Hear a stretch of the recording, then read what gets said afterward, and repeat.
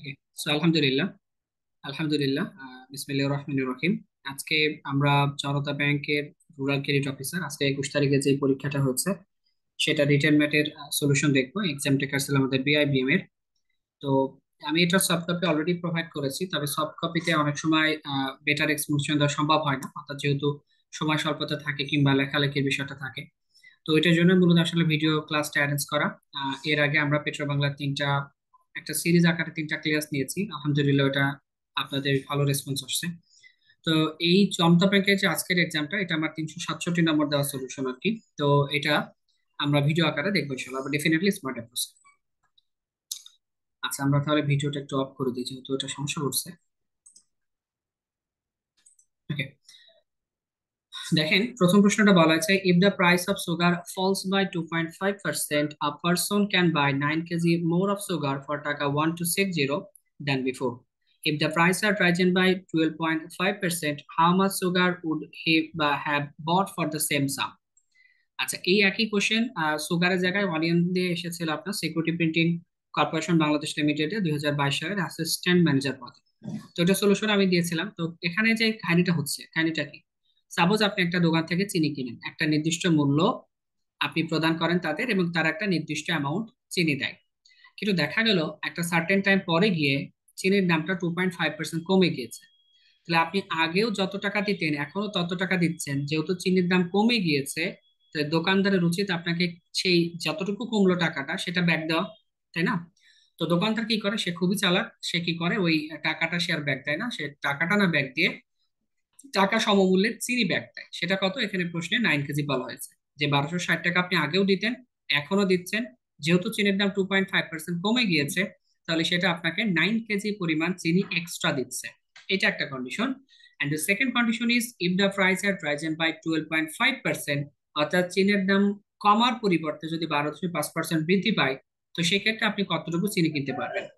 তো এটা অনেকভাবে করা যায়। আমি সফট কপিতে দুইটা ভাবে সলিউশন দিয়েছি। আমি এখানে একটা অ্যাপ্রোচ দেখাচ্ছি, আর একটা অ্যাপ্রোচ আশা করি আপনাদের সমস্যা হবে না বুঝতে। একটু সময় স্বল্পতা আছে, আমি স্মার্ট অ্যাপ্রোচ একটা শুরু করছি, খেয়াল করেন। আমি যারা ফিফথ ব্যাচে ছিলেন, ফোর্থ ব্যাচে ছিলেন, তারা মনে হয় এই ম্যাথে বাধার কোনো কথা না। খেয়াল করেন ঘটনাটা কি হয়েছে, আমরা যদি খেয়াল করি এখান থেকে, আমরা এটা প্রাইস রেশিও কোয়ান্টিটি রেশিওতে করবো। আমরা এর ধরে করতে পারি, but that will be bigger, definitely বড় হয়ে যাবে। খেয়াল করেন আমাদের এখানে যেটা বলা আছে যে অ্যাট 2.5%, আমাদের যে প্রাইস রেশিওটা থাকে, খেয়াল করি এখান থেকে। আচ্ছা, ফলনটা তো বেশ ঝামেলা দেখি। প্রাইস রেশিওটা কত হয়? প্রাইস রেশিওটা হয়ে যায় 40:, এখান থেকে 39। এখন আপনার কোশ্চেন আসবে যে প্রাইস রেশিও 40:39 কিভাবে হলো। খেয়াল করেন আমি অনেকবার আপনাদের শিখিয়েছি যে 2.5% যেটা পার্সেন্টেজের ভ্যালু, সেটা ফ্র্যাকশনে 1/40 কে রিপ্রেজেন্ট করে। আই রিপিট, ফ্র্যাকশনাল ভ্যালু আমি যে চারটা দিয়েছি ওখানেও দেখবেন লেখা থাকার কথা, আমি শিখিয়েছি যে 2.5% যেটা পার্সেন্টেজে প্রকাশ করা হয়, সেটা ফ্র্যাকশনে 1/40 কে রিপ্রেজেন্ট করে। অর্থাৎ যদি কোনো কিছুর ভ্যালু 2.5% বৃদ্ধি পায়, তাহলে সেটা 40-এর সাথে এক বৃদ্ধি পেয়ে 41-এ পরিণত হয়ে যায়। যদি কখনো কোনো কিছু 2.5% হ্রাস হয়ে যায়, তাহলে 40 থেকে সেটা এক কমে 39-এ পরিণত হয়ে যায়। তো যখনই আমাদের চিনির মূলত 2.5% এটা ডিক্রিজ হয়েছে, কমে গিয়েছে, আমি ডিরেক্টলি বলতে পারি পারি যে 40 থেকে 1 ইউনিট কমে সেটা 39 ইউনিটে পরিণত হয়েছে। এবং অলরেডি আমাদের ক্যালকুলেশন আমরা সব শিখে আসছি যে প্রাইস রেশিওর সাথে কোয়ান্টিটি রেশিও কি করবে, প্রাইস রেশিওর সাথে quantity ratio will be always reverse. তাহলে এখানে 39 কত আসবে? 40 আসবে। এটা থেকে প্রশ্ন করার সুযোগ নাই, অনেক আলোচনা করা আছে। তারপরও যদি বলি এভাবে, খেয়াল করেন বিষয়টা এরকম, যখন টাকাটা ফিক্স থাকে, আগেও আপনি যে পরিমাণ টাকা দিয়েছিলেন এখনো আমাদের টাকার পরিমাণ সেম আছে, তাহলে প্রাইসের সাথে কোয়ান্টিটি রেশিও সবসময় রিভার্স রেশিও মেনটেন করে। একটু যদি এভাবে চিন্তা করি যে আগে যখন দাম ছিল 40 টাকা, অর্থাৎ দাম যখন বেশি ছিল, আপনি পরিমাণে পাচ্ছিলেন 39 ইউনিট, মানে কম পাচ্ছিলেন। যখনই আপনার আহ, দামটা কমে গিয়েছে, দাম কমে গেলে কি পরিমাণে বেশি পাবেন? সেটা কি 40 বলে দিয়েছে। আই রিপিট, দাম যখন বেশি ছিল আপনি পেয়েছেন হচ্ছে কম, দাম যখন কমে গেছে তখন সমানভাবে এটা বৃদ্ধি পেয়ে বেশি পাবেন আর কি। তো এখন খেয়াল করেন আমরা কত ইউনিট বেশি পাচ্ছি। এই যে 2.5%-এর আমাদের দামটা পড়ে গেল, এর ফলে আমরা বৃদ্ধি পাচ্ছি কতটুকু? আমরা খেয়াল করলাম না যে 1 কেজি পরিমাণ বা 1 ইউনিট পরিমাণ আমরা হচ্ছে যে সিম্পলি আমাদের বেশি পাচ্ছি। কিন্তু এটা তো ঠিক না, 1 ইউনিট তো পান না বা 1 কেজি তো পান না। আমাদের বাসায় যেটা 1 ইউনিট পরিমাণ বেশি পাওয়া, প্রশ্নের ভাষা সেটা 9 কেজি কে রিপ্রেজেন্ট করে। আই রিপিট, আমাদের বাসায় যেটা 1 ইউনিট পরিমাণ চিনি বেশি পাওয়া, প্রশ্নে খুব ক্লিয়ারলি বলে দেওয়া আছে সেটা 9 কেজি বেশি পাওয়ার সমান। তাহলে দেখেন, খেয়াল করি আমি আগে কতটুকু চিনি কিনতাম, 39 ইউনিট, তাহলে 39 ইউনিট কত হবে সেটা ফাইন্ড আউট করবো। তাহলে খেয়াল করেন, 1 9 হয়ে গেছে, মানে 9 টাইমস এর ভ্যালু দিয়েছে, তাহলে সিম্পলি 39 ও 9 টাইমস এরই ভ্যালু দিবে। এখন এটা ক্যালকুলেট কিভাবে করবেন, যে 39 কে 9 দিয়ে গুণ করা, কিভাবে করা যেতে পারে? দেখেন, 39 কে 9 দিয়ে গুণ না করে আপনি 39 কে 10 দিয়ে গুণ করে ফেলেন, তাহলে কত? 390।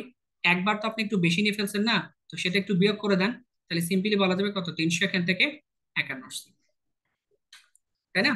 তাহলে আলটিমেটলি দেখা যায় এটা 51, 351 আসে। তবে এটা আমরা ক্যালকুলেট করে আপাতত রাখবো না, কারণ পরে কাটতে সুবিধা হবে, এই জন্য আমরা এটা কেজি আকারে রেখে দিচ্ছি।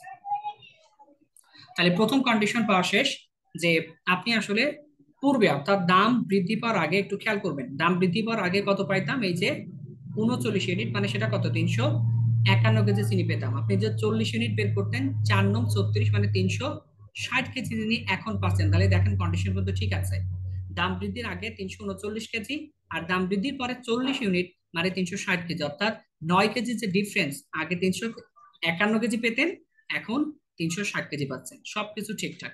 তাহলে এটা গেল আমাদের প্রথম কন্ডিশন। এখন সেকেন্ড কন্ডিশনটা খেয়াল করি, এটা একটু এই পর্যন্ত আমরা রেখে দিলাম, হ্যাঁ।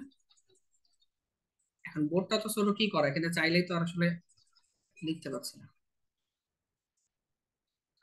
প্রথম কন্ডিশন অনুসারে এই প্রশ্নটা গেল। খেয়াল করেন, এরপরে বলা আছে যে 12.5% আমাদের চিনির দাম বৃদ্ধি পায়। সো আমরা বলে দিব যে অ্যাট 12.5% ইনক্রিজ, এটাতে আমাদের প্রাইস রেশিও কি হচ্ছে এবং আমাদের কোয়ান্টিটি রেশিও কি হয়। সো 12.5% ইনক্রিজে এটা অবশ্যই 8:9 হয়ে যায়। এটা আমার মনে হয় আপনার আলোচনা করার দরকার নাই। আমরা সবাই জানি যে 12.5%-এর ফ্র্যাকশনাল ভ্যালু হচ্ছে 1/8 কে রিপ্রেজেন্ট করে। যদি কোনো কিছু 12.5% বৃদ্ধি পায়, তাহলে সেটা 8 থেকে 1 বৃদ্ধি পেয়ে 9 পরিণত হয়। যদি কোনো কিছু 12.5% হ্রাস পায়, এর অর্থ হচ্ছে সেটা 8 থেকে 1 কমে 7 পরিণত হয়। তো চিনির দাম যেহেতু 12.5% যদি বৃদ্ধি পায়, তাহলে সেটা 8-এ 1 বৃদ্ধি পেয়ে ডেফিনেটলি 9 হয়। পুরাতন প্রাইস যদি 8 ইউনিট হয়, নতুন price 9:8, and similarly I can say this is absolutely will be 9:8, কারণ কোয়ান্টিটি রেশিও কি রিভার্স হয়ে যাবে। দাম যখন কম ছিল, পরিমাণে পাচ্ছিলেন বেশি, দাম যখন বেশি হয়ে গেছে, সিমিলারলি আপনি পরিমাণে কি পাবেন, কম পাবেন। এখন খেয়াল করেন, আমরা বলতে পারি না, এই যে আবার এটাকে এভাবেও চিন্তা করতে পারেন, আপনি যদি 12.5%-এর ফ্র্যাকশনাল ভ্যালু নিয়ে সমস্যা হয়, আপনি ধরে নেবেন প্রথম দিকে দাম ছিল 100, পরের দিকে আমাদের দাম হচ্ছে কত, 112.5 হয়েছে। তো এটাকে ছোট করলে 12 দিয়ে ক্যান্সেল আউট করলে 8:9 আসে। তো খেয়াল করেন, দেখা যায় যে কোয়ান্টিটি রেশিও আমরা আগে পূর্বে একদম প্রথম দিকে যখন দাম বৃদ্ধি পেয়েছিল না, আই রিপিট, যখন দাম বৃদ্ধি পেয়েছিল সেটা কত, 100 ইউনিট ছিল, সেটাকে তো আমরা 9 ইউনিটে কনভার্ট করে ফেলছি কোয়ান্টিটিতে। তাহলে খেয়াল করে দেখা যায় এই যে এটা কি কোয়ান্টিটি, পুরাতনটা বুঝিয়ে থাকে, পুরাতন প্রাইস আর পুরাতন কোয়ান্টিটি। তাহলে খেয়াল করে দেখেন, আমাদের বাসায় আগে আমরা 9 ইউনিট পরিমাণ চিনি পেতাম যখন দাম বৃদ্ধি পেয়েছিল না, আই রিপিট, 9 ইউনিট পরিমাণ চিনি পেতাম। আগেও 100 ধরে নিয়ে কাজ করেছি, যখন আগের প্রাইস রেশিওতে কাজ করেছি, এখনো 100 ধরে কাজ করেছি। তো প্রাইস রেশিও, মানে সরি, এখান থেকে আমাদের আগে আমরা 9 ইউনিট পরিমাণ চিনি পেতাম, সেটা আমরা প্রশ্নে দেখিয়ে আসলাম, সেটা আসলে 351 কেজি। বুঝছেন ঘটনাটা? 9 ইউনিট কখন, যখন দামটা বৃদ্ধি পেয়েছিল না, সিপিটা কি ছিল, 100ই ছিল। তো এই যে 9 ইউনিট পরিমাণ চিনি, এই 9 ইউনিট সমান কত, 351 কেজি, যখন দাম বৃদ্ধি পেয়েছিল না, এই হ্রাস পেয়েছিল না, মানে 360 তো হচ্ছে আপনার 9 কেজি পাওয়ার পরের ঘটনা। তো একদম প্রথম দিকে যদি খেয়াল করেন, আমি 1260 টাকা দিলে 351 কেজি চিনি পেতাম, এটা ফিক্সড কথা। তাহলে 9 ইউনিট যদি 351 হয়ে থাকে, I have to find out the value of 8 unit. কেন 8 ইউনিট? কারণ 12.5% বৃদ্ধির পরে আপনি 8 ইউনিট পরিমাণ পাবেন শুধু। তাহলে এখান থেকে 8 ইউনিট কত, এটা আমরা ফাইন্ড আউট করলে হয়ে যাবে। তো এই যে 351 কেজি, এটাকে আমরা কিভাবে লিখেছিলাম মনে আছে?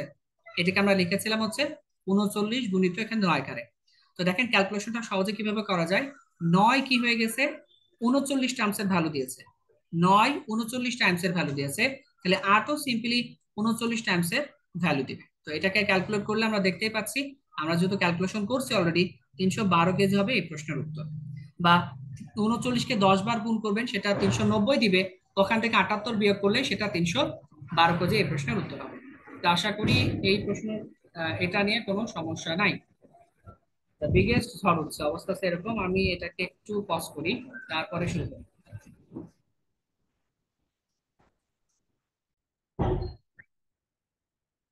ওকে, আমাদের এদিকে আসলে প্রচুর ঝড় হচ্ছে, যার কারণে ক্লাস নেওয়াটা টাফ। তো খেয়াল করেন, বিষয়টা কিন্তু একদমই সহজ। প্রথম দিকে আমাদের যেই পার্সেন্টেজটা ছিল, আমরা সেই পার্সেন্টেজে দেখেছি যে প্রথম দিকে উনি কতটুকু চিনি কিনতেন, সেটার সাথে রিলেট করেছি পরবর্তীতে যখন আমাদের চিনির দামটা বৃদ্ধি পাচ্ছে, তিনি কতটুকু চিনির দাম বৃদ্ধি পাওয়ার পর কতটুকু পাবেন। তো এটা জাস্ট দুইটা পার্সেন্টেজের খেলা, তাছাড়া আসলে কোনো কিছুই না। আশা করি কোনো সমস্যা নাই। আচ্ছা, ঝড় বাদলা আছে, আমরা তাড়াতাড়ি শেষ করি। Next one. আচ্ছা, এই ম্যাথটা যদি এক্স ধরে করতে চান, বিলিভ মি অর নট, আপনি যে কোনো বই দেখতে পারেন এক্স ধরে করতে। এটা 3 পৃষ্ঠা লাগাবে কমপক্ষে, বাট আপনি যদি স্লাইড ধরে করেন দেখবেন একটু ইনশাআল্লাহ তালা হয়ে যাবে, কি সমস্যা নেই। হ্যাঁ, কোনো কনফিউশন থাকলে বলেন, আমি ক্লিয়ার করবো কমেন্টে, সমস্যা নেই। If the in the figure, the area of rectangle ABCD is 45. What is the area of the square EFGA is? In the figure, the sides of rectangular x plus 5, x minus 5, and the one side of square is x. আচ্ছা, figure এটা খুব clearly বলেই দিয়েছে। যে খেয়াল করেন, আমাদের এখানে একটা স্কোয়ার শেপ আছে, এই যে একটা স্কোয়ার শেপ, এই স্কোয়ার শেপের এরিয়াটা আমাকে ফাইন্ড আউট করতে হবে। এখন দেখেন, স্কোয়ার শেপের এরিয়া ফাইন্ড আউট করতে হলে আমার কি দরকার, একটা বাহু দরকার। So how can we find the value of his side? এই স্কোয়ারের সাইডটা আমরা কিভাবে ফাইন্ড আউট করতে পারি? ওই স্কোয়ারটা সাইড ফাইন্ড আউট করার জন্য তার একটা রেক্টেঙ্গেল আমাদের দিয়ে দিয়েছে, এবং বলেছে ওই রেক্টেঙ্গেলের যে এরিয়াটা সেটা 45। তাহলে আমি বুঝতে পারছি রেক্টেঙ্গেল থেকে সাইডটা আমরা খুঁজে বের করে এখানে বসিয়ে দিলে হয়ে যায়। তাহলে খুব ক্লিয়ারলি বলা যায়, রেক্টেঙ্গেলের একটা পোর্শন আছে এক্স প্লাস কত 5, আর একটা পোর্শন আছে কত এক্স মাইনাস 5। তাহলে লেন্থ এবং ব্রেথ উইচ ইজ আলটিমেটলি কত 45 কে রিপ্রেজেন্ট করে। তো আমি বলতে পারি এক্স স্কোয়ার মাইনাস এখান থেকে 25 ইজিক্যাল টু 45। সো এখান থেকে বলা যায় x square is equal to 45 plus 25 is equal to 70। তো নতুন করে আমার এক্স এর ভ্যালু ফাইন্ড আউট করার দরকার নাই, কারণ আমি জানি বর্গক্ষেত্র মানেই তার এরিয়াটা x square. So that means এখান থেকে অবশ্যই 70 হবে। 70 ইউনিট বলে দিবেন, যেহেতু কোনো একক এখানে বলে নাই মিটার বা সেন্টিমিটার ওই টাইপের। তাহলে 70 ইউনিট হবে আমাদের এই প্রশ্নের উত্তর। আচ্ছা, আমরা আর 2টা মিনিট পরে আবার আমার নেক্সট কোশ্চেন শুরু করছি। হ্যাঁ, 1 মিনিট পরে ইনশাল্লাহ শুরু করছি।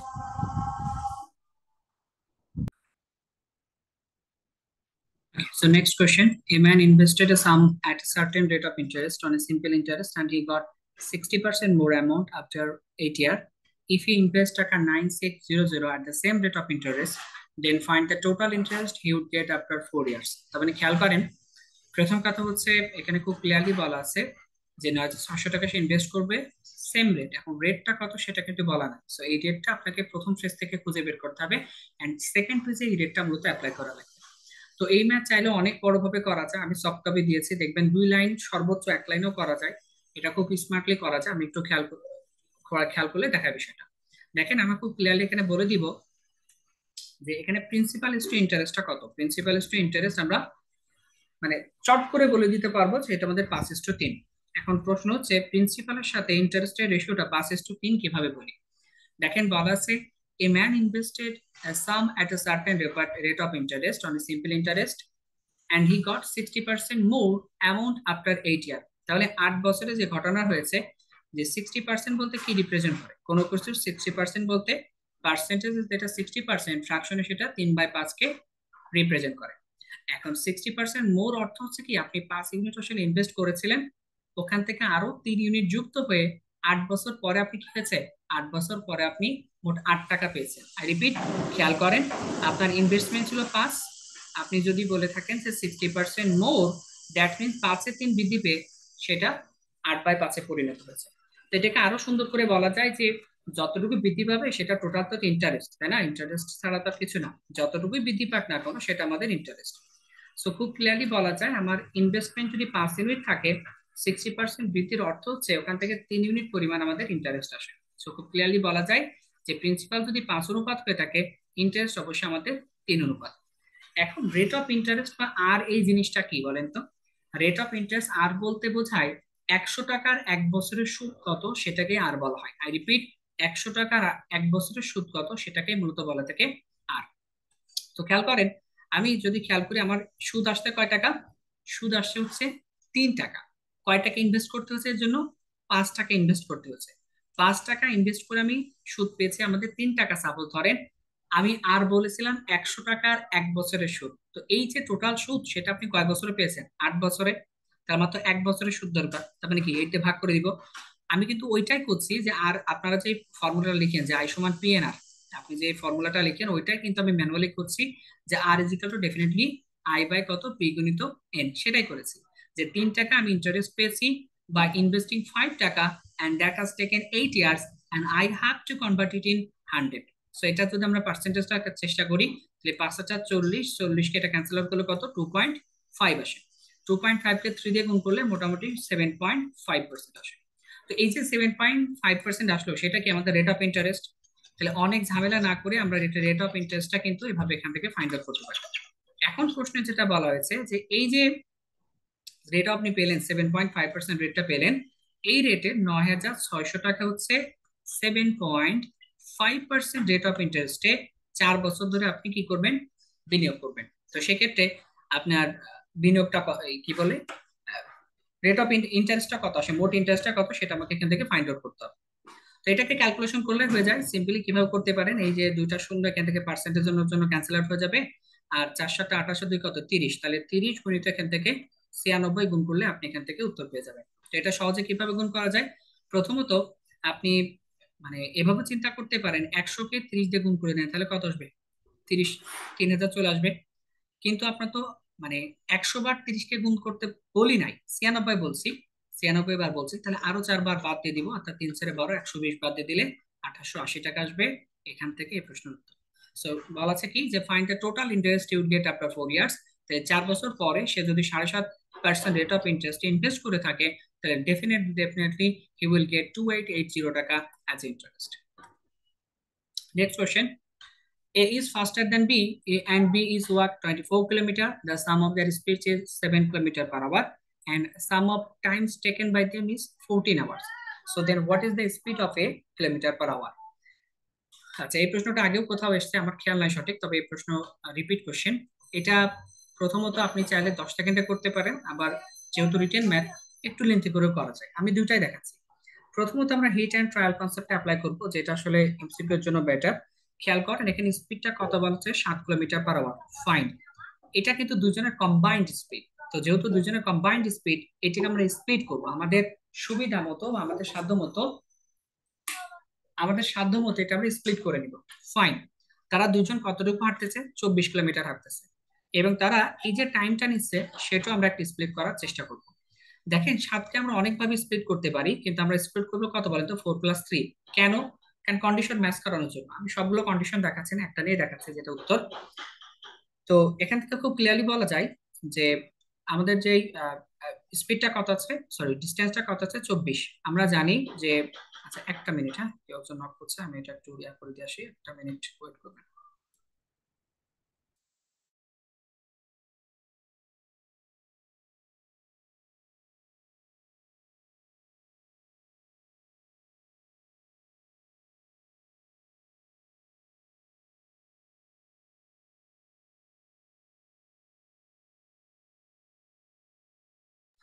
আচ্ছা খেয়াল করি যে আমাদের আমরা যে কন্ডিশনটা জানি, সে আমাদের যদি একটা টাইম লাগে, তো টাইম মানে কি, আলটিমেটলি একটা সার্টেন ডিস্টেন্স একটা সার্টেন স্পিডে যদি কাভার হয়, তাহলে সেখানে কতটুকু সময় লাগে সেটা ফাইন্ড আউট করা যায়। তো এই যে 24 কিলোমিটার ডিস্টেন্স, এখানে বলা আছে এ ইজ ফাস্টার দেন বি। যেহেতু এ ফাস্টার, আমরা ধরে নিলাম এর স্পিড হচ্ছে 4 এবং বি এর স্পিড হচ্ছে 3 ধরে নিয়েছে। তাহলে খেয়াল করেন 24 কিলোমিটার, সাপোজ এ আমাদের 4 কিলোমিটার পার আওয়ার বেগে ডিস্টেন্স কভার করে, এবং 24 কিলোমিটার ওইটা আলটিমেটলি বি আমাদের 3 কিলোমিটার পার আওয়ার ডিস্টেন্সে কভার করে। তো আমরা যদি খেয়াল করি 6 + 8, এই ক্ষেত্রে তাদের দুজনের সময় লাগে কত, 14 ঘন্টা। এখন আমরা দেখবো অ্যাকর্ডিং টু দ্য কোশ্চেন সেটা ঠিকঠাক আছে কিনা। দেখেন বলেছিল যে 14 ঘন্টা মূলত এখান থেকে সময় লাগে। তাহলে তাহলে আমাদের এখানে যে আমরা অ্যাজাম্পশনটা করছি, আমরা যেভাবে ধরে নিয়ে কাজ করেছি, তাহলে সেটা ঠিকঠাক ছিল, অর্থাৎ এর স্পিড আসলেই 4 এবং বি এর স্পিড আসলেই 3। আপনি যদি এটা ডিফারেন্ট ভ্যালু নেন, যে স্পিড তো 5 আর 2 হতে পারে, সেক্ষেত্রে এর স্পিড তো বি থেকে বেশি হচ্ছে, 5 আর 2, হ্যাঁ ডেফিনেটলি নিতে পারেন। নেওয়ার পরে যখন এটাকে ফিল আপ করবেন, তখন দেখবেন that will not give you the 14 hour as total. 14 ঘন্টা কিন্তু কোনোভাবেই তারা দিবে না। তো এই ক্ষেত্রে আপনার যদি সিকিউ হয়ে থাকে, তাহলে এটা এভাবে করতে পারেন। বিষয় হচ্ছে এরকম, রিটেনে করলে হয়তো মার্ক কাটতে পারে, শিওর, কোনো সন্দেহ নাই। তো এমসিকিউর জন্য এটা অ্যাপ্রোচ, বেটার অ্যাপ্রোচ। এটা আমাদের স্প্লিট এন্ড মার্কস আমরা করতে পারি, সরি কি বলে এটাকে, হিট অ্যান্ড ট্রায়াল পদ্ধতিতে আমরা করতে পারি। আসলে ঝড় উঠছে মানে এলোমেলো হয়ে গেছে সবকিছু, কনসেন্ট্রেট করাই বিপদ হয়ে গেছে। এদিকে নক করতেছে এটা ওটা, তো ক্লাস নেওয়াটাই টাফ হয়ে গেছে। আচ্ছা, তাহলে এটা একটা বিষয়। আর এটা যদি রিটেনের জন্য করতে চান, আমি অ্যাপ্রোচটা দেখিয়ে দিই। যেহেতু আমাদের বলা আছে দুইজনের কম্বাইন্ড স্পিড 7, আপনি ধরে নেবেন যে এর স্পিড আমাদের এখান থেকে এক্স, সো বি এর স্পিডটা কত, ডেফিনেটলি 7 - x আসবে। এবং এতটুকু ক্লিয়ার করে বলে দিতে হবে যে এ ইজ ফাস্টার দ্যান বি, তার মানে x definitely greater than 7 - x, এতটুকু তো বলাই যায়। এরপর তারা বলা আছে যে এই যে 24 কিলোমিটার ডিস্টেন্স আছে, সেটা এর স্পিড কত, এক্স নে কভার করে, প্লাস এটা কি, এটা ডিস্টেন্স, এটা নিচেটা কি speed, and that will provide you time, fine. এবং বি কি করে, এই যে 24 কিলোমিটার ডিস্টেন্স আছে সেটা 7 - x স্পিড নিয়ে বি কভার করে। এটা কি দিবে, distance by speed, distance by speed, that will give you time. তো এই যে দুজন, এখানে একটা টাইম পাবেন, এখানে একটা টাইম পাবেন, সেটাই অ্যাকর্ডিং টু কোশ্চেনের ভাষায় 14 বার আছে। Now we have to find out for x. এখানে এক্স এর ভ্যালু ফাইন্ড আউট করলে আমরা আগে যেমন 4 কিলোমিটার পার আওয়ার পাবো, সেটা অবশ্যই এর স্পিড, এবং 7 থেকে 4 বাদ দিলে 3 যেটা থাকবে সেটা অবশ্যই আমাদের বের স্পিড। তো এইটা আমাদের এই প্রশ্নের উত্তর। আশা করি এখানে কোনো কোশ্চেন থাকার কথা না, আলোর মধ্যে সহজই বিষয়টা ছিল। নেক্সট কোশ্চেন, অ্যালজেব্রা থেকে একটা কোশ্চেন আসছে যে if X square minus 3x plus 1 সমান 0, then what is the value of X square minus 1/x²। Okay, দেখেন এই বিষয়টা কি রিপ্রেজেন্ট করে, এটা রিপ্রেজেন্ট করা হচ্ছে x প্লাস 1/x এবং x মাইনাস 1/x কে রিপ্রেজেন্ট করে। তো আমরা যদি এদিকে তাকাই, এটাকে যদি আমরা x দিয়ে ভাগ করে দিই, তাহলে কি থাকবে, x প্লাস 1/x, আর 3x থেকে 3 থাকে, ওটা ওই পাশে পাঠিয়ে দিলাম। তাই দেখেন একটা পোর্শন কিন্তু আল্লাহর মতো আমরা বের করে ফেলেছি। এখন I have to find out the value of x minus 1/x। তো এটা a মাইনাস বি, ওই ফর্মুলা অ্যাপ্লাই করলে হয়ে যায় যে x মাইনাস এক্স 1/x, এটাকে যদি আমরা একবারে বের করে দিই, তাহলে রুট ওভার দিয়ে এটা হোল স্কোয়ার মাইনাস 4ab, তাহলে এটা হোল স্কোয়ার মানে আলটিমেটলি আমাদের 3 স্কোয়ার দেওয়া যায়, -4 ইন্টু এ বি বলতে এক্স ইন্টু 1/x, সেটা কাটাকাটি চলে যায়। তাহলে 9 থেকে 4 বাদ দিলে এখান থেকে রুট ওভার 5 আসে। তাহলে সিম্পলি আমাদের চেয়েছে কত, এখান থেকে এটা পেয়েছে 3 আর এটা পেয়েছে root over 5। So this is the answer of that question. তাহলে এটা মূলত এই প্রশ্নের উত্তর। তো আশা করি কোনো সমস্যা থাকার কথা না, এই 5টা প্রশ্নই ছিল, আর কোনো প্রশ্ন আমাদের নাই। আপনাদের যে এখানে যে কোশ্চেন গুলো আছে, আমি মনে করি এখানকার কোনো একটা কোশ্চেনও পারবেন না এরকম হওয়ার কথা না। আমি এখানে 1 নাম্বার তো আপনাদের এই টাইপের ম্যাথ হুবহু করিয়েছি, এই টাইপের ম্যাথ আমি প্রাইস রেশিও কোয়ান্টিটি রেশিওতে প্রচুর করিয়েছি, প্রচুর। তো আমার মনে হয় আসলে যথাযথ ব্যাচে যতগুলো ম্যাথ করিয়েছি তাতে আসলে কোনো সমস্যা থাকার কথা নেই ইনশাআল্লাহ। ওকে, তো ঠিক আছে, আমরা যারা ক্লাস করলেন আলোর মতে, অনেকেই কোশ্চেন করে থাকেন যে নতুন কোনো ব্যাচ চলছে কিনা বা ইয়া চলছে কিনা, সেটার জন্য একটু বলি যে বর্তমানে 5th ব্যাচ চলছে, আমি বছরে একটা মাত্র ব্যাচ করাই। তো সেক্ষেত্রে এটা টোটাল কম্বাইন, মানে এটা টোটাল কমপ্লিট ব্যাচ, মাত্র একটা ব্যাচ পড়াই। তো সেই ব্যাচটা আসলে সব চাকরির পরীক্ষা কভার করে, সেটা prelim written, prelim 100%, written up to 70 to 80% cover করে ফেলে। যেখানকার 80%-এর মতো ইংলিশ ম্যাথ, বাদ বাকি 20% বাংলা ম্যাথ থাকে, যেগুলোকে ইংলিশ ভাবেই আপনার হ্যান্ডেল করা হয়। প্রথম কথা হচ্ছে ম্যাথ গুলো সাধারণত স্মার্ট অ্যাপ্রোচে করা হয়। আমি এতটুকু বলতে পারি, একটা চ্যাপ্টারে যদি 300 ম্যাথ আমি রেখে থাকি ইউনিটির মেথডে, তো দেখা যাচ্ছে 5টা বা 6টা ম্যাথ আমাদের এক্স ধরার প্রয়োজন হয়েছে, বাদ বাকি সবই হচ্ছে আমরা স্মার্টলি হ্যান্ডেল করেছি। শর্টকাট নেই, স্মার্টলি বলতে কিন্তু শর্টকাট না। তো ডেফিনেটলি সবগুলো স্মার্ট অ্যাপ্রোচে করা হয়। আর প্রত্যেকটা চ্যাপ্টার কয়েকটা সেকশন সমৃদ্ধ, আগেও বলেছি জেনারেল ডিসকাশন থাকে, আমি প্রথম থেকে শেষ পর্যন্ত আলোচনা করি। এরপরে ঢাকা ইউনিভার্সিটির এমবিএ এর একটা সেকশন থাকে, এরপরে পেট্রো বাংলার একটা সেকশন থাকে, এরপরে আপনার 2021 থেকে 24 পর্যন্ত যেই এক্সাম গুলো হয়েছে তাদের একটা সেকশন থাকে, এবং মোস্ট ইম্পর্টেন্টলি একটা রিটেন সেকশনও কিন্তু আমাদের এখান থেকে থাকে আর কি। অর্থাৎ এখান থেকে একটা decent amount of written math থাকে, যেটা আপনার প্রস্তুতিকে কাভার করবে ইনশাআল্লাহ, এবং সাথে একটা বিসিএস এর সেকশনও সময় সময় থেকে থাকে। তো সেক্ষেত্রে একটা পিডিএফ এ প্রচুর amount, huge amount of math থাকে, আর একটা ম্যাথের 3 থেকে 4টা 5টা যতগুলো অ্যাপ্রোচ সম্ভব সেগুলো সাধারণত দেখানো হয়। আর মোস্ট ইম্পর্টেন্টলি যেটা বলতে চাই, এটার একটা মেসেঞ্জার সাপোর্ট গ্রুপ আছে। আমি মনে করি আমার ব্যাচের সব থেকে ইউনিক বিষয় হচ্ছে এটাই যে মেসেঞ্জার সাপোর্ট গ্রুপ এটা আপনাকে 24 ঘন্টা সার্ভিস দিবে, এটা বলতে পারেন, এবং আপনার চাকরি করার আগ পর্যন্ত আপনার যখন যে ম্যাথের সমস্যা হবে, সেটা প্রিলি হোক, রিটেন হোক, ব্যাচ হোক বা ব্যাচের বাইরে হোক, জিআরটি হোক, জিম্যাট হোক, স্যাট হোক, যে কোশ্চেনের সমস্যা হবে, আপনি যদি মেসেঞ্জার গ্রুপে দেন, দেখবেন এখানে অলরেডি অনেক এক্সপার্ট হয়ে গেছে আলহামদুলিল্লাহ।